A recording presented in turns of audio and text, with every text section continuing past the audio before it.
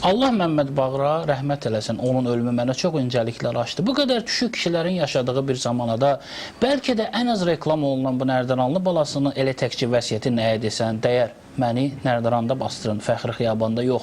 Bugün dirisi deputat olmaqdan ötürü ölüsü Fəxri Xiyabandan savayı savaş aparan bu qeyri-əxlaqı və qeyri-məntiqi insanların içində kişi kimi yaşayıb, kişi kimi ölmək də bir hünərdir, valla.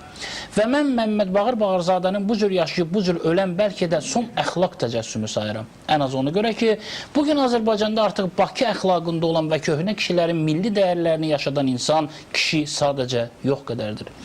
Məmməd Bağır həyalı, yersiz danışmayan və yersiz yaşamayan, özündən böyük və kiçik tanıyan, sənətindən başqa əli yatmadığı işə baş qoşmayan, böyüklə böyük, kiçiklə kiçik bir əxlaqlı insan idi.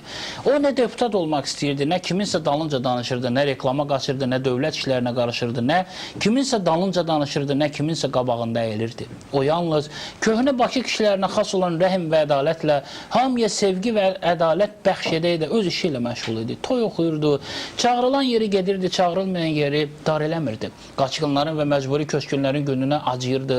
Bakının və Abşeronun qara günə düşməsini bir qubar kimi ürəyində çəkirdi. O da bir sayaq adam idi. Yəni çölü içində olan bir adam. Fikir verin. Bugün Məmməd Bağırın dalınca heç kim bir pis söz danışmır. Onun vaxtsız ölümünə hamı acıyır. Çünki o əsl Bakılı kimi geniş və dərin bir ömür yaşamışdı.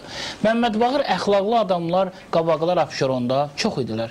Bunlar genetik əxlaq normalarına hörmət edən, dinə, dilə, milli mədəni irsə qanı ilə bağlı olan biraz cavanlıqda şuluqluq edib, sonralar ağsaqqalların təkidi ilə düz yola qayıdan, qadın görəndə başını aşağı salıb, kişi görəndə düz gözünün içinə baxan, ürəyi yuxa istedadlı insanlardır. Sonralar acılıq və halsızlıq bu insanları çox sındırdı. Onlardan çoxu bu vurhavura dözməyib, ya Bakını qoyub qaçdılar, ya sənətlərinin dərinliklərinə gedib güşənişin oldular, ya acından öldülər, ya da sınıb haralardasa sürücüdən zaddan işlədilər. İndi sözün açığı mən bu həyasız siyasilərin, hər sözü yalan olan, ata-ata, allada-allada yaşayıb, özündən vəzifəcə böyüyə yaltaqlanan, özündən mənsəbcə zəifə qışqıran, bu özlərini tanımayanları görəndə o insanların bu arsızlara və vətənsizlərə necə uduzmalarını heç cür anlaya bilmirəm. Amma bir zadı dərk edirəm ki, o köhnə kişilər bu həyasızlara uduzmayıb. Sadəcə onlar bu cür yaşamağı özlərinə ar bilib, nakişilik bilib buralardan çıxıb gediblər. Yalandan dostuna şər atmaq kişi işidir bəyəm. Onun bunun dalınca arvad danışar, ona layiq olmayan işə kişi necə girişər axı, necə yalan danışmaq olar, torpağı necə qoyub qaçmaq olar, kişi də özündən mənsəbcə böyüyə yaltaqlana bilər. Bütün bu suallara cavab tapmaq o vaxtki əxlaqlığa yad idi. Və Məmməd Bağır Bağırzadə bu əxlaqın və tərbiyənin və dünya dərkinin daşıyıcısı idi. İndi belələri azdır desəm, azdır. İndi belələri sadəcə yox kimidir. O bir kərəm də olsa mənə və ya aynəsə zəng edib məni də efir verin demədi. Halbuki bu illər ərzində mənə bəlkə də müğənnilərin 80% bu xahişlə müraciət eləyiblər. O bir dəfə də olsa az üstündə və ya hansısa bir giydirmə iş üstündə özündən aşağılara və ya yuxarılara intriqaya girmədi. O ömründə bircə dəfə də olsa efirdə kiminsə dalınca danışmadı və ya hansısa bir siyasi xadimi öyüb sonra da ondan ad-zat tələb eləmədi. O sadəcə öz işi ilə məşğul idi və öz işi ilə məşğul oldu. Oxudu, yaşadı və köhnə əxlaqı qorumağa çalışdı. İndi ətrafa baxıram və fikirləşirəm ki, görəsən o kəhnə Bakı əxlaqını yaşayan, qadına qıza bir başqa gözlə baxan, kişilərlə kişi kimi davranan başqa bir sənətkar çoxmu qalıb? Təəssüf ki, az qalıb. Əslində isə mənim fikrimcə bu cür əxlaq milli xasiyyətin norması olmalıdır. O kiçik və mədəni baxımdan çox böyük Nərdiran kəndindən çıxıb Azərbaycan əxlaqı ilə dəyişmək istədi. Amma gücü sadəcə öz torpağına qayıtmağa çatdı.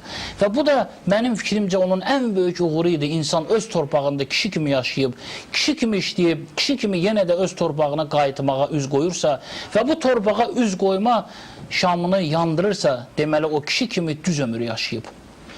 Bu iddiaları Azərbaycanı çalxalayan, seçilmək istəyən mənasız adamların fonunda mən 100% deyə bilərəm ki, Məmməd Bağır Bağırzadə seçilmişlərdəndir. O hamıdan ona görə seçilirdi ki, milli əxlaq ayaqları altına atıb, pula və mənsəbə görə sənətini və öz kişiliyini satmırdı. Mənim əqidəmcə kişi ilə bu cür yaşamalıdır. Bəs sizlərdən bəziləri niyə belə yaşamır?